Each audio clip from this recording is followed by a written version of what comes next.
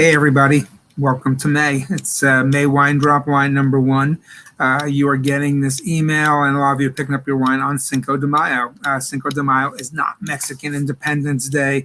It does commemorate Mexico's victory over the Second French Empire.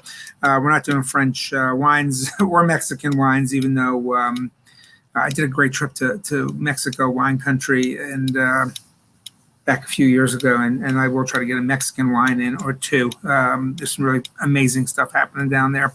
But May, first wine, 3 wines again this month, and thank you once again, all of you, for being a part of this. It's I'm enjoying it a lot too. So with that little intro, I'm going to start the ticker.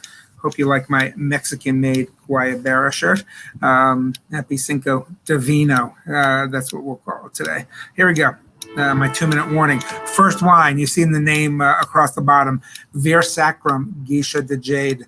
You got that? Isn't that an amazing label? Look at that gorgeous label. And we'll get even into more of that. That's kind of textured and raised too. So Sacrum is a winery started by Eduardo Soler in the mountains of Argentina. The vineyards are up 4,000 feet. He is a really amazing, interesting person, and he's going to be our guest. He's going to be our guest next week for the Zoom. He is a mountaineer. He's an art lover. He decided he wanted to make French Rhone varietal wines in Argentina. He wanted to do what other people were not doing in Argentina, meaning he didn't just want to make more Malbec. So he and 2 of his friends in 2012 started Sacrum. Sacrum stands for Sacred Spring, new start, Sacred Spring. Here we are in Sacred Spring. I'm sitting on my front porch. You can see the trees behind me. You'll hear trains, you'll hear birds, you'll hear neighbors walking by. And it is spring, and the longer I sit out here, the more likely I'll be coated in green powder by the time I do the 3rd video. Anyway, Sacrum, Sacred Spring, and I'm assuming, I'm going to ask Eduardo this, as an art lover, he took the name, and I'll explain the picture on the last email I sent from Klimt's Blood of Fish.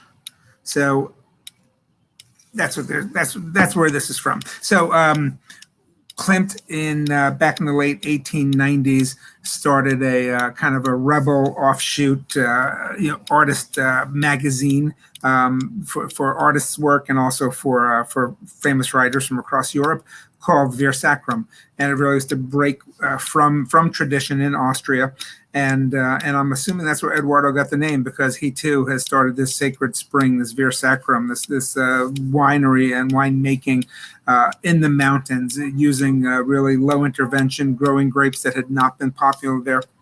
And again, a nod to Klimt and to being a rebel. It was it's a beautiful wine, beautiful label. It is Marsanne Roussanne blend. You are going to, I think, love this. There's got a real richness to it. This is a good May wine. This is wine when you're having your really richer seafood dishes, cream dishes, lobster, crab. Think curries.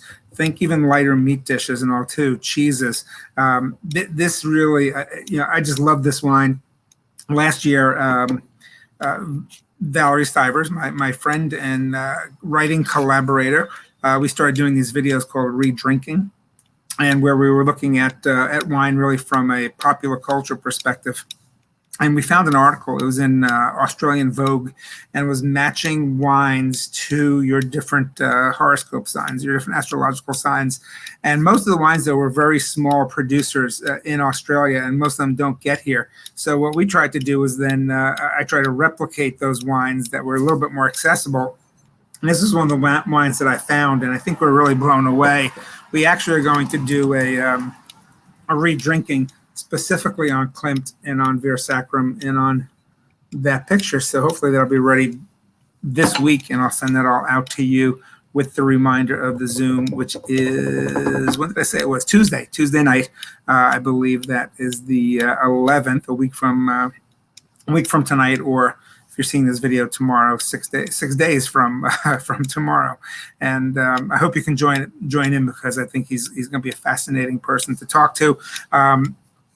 I think you're going to like this wine a lot too.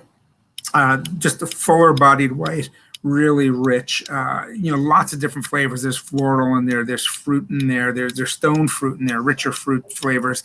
There's nuttiness. There's spice. It's gonna be good. Wine number 1. Enjoy it. Off to do wine number 2.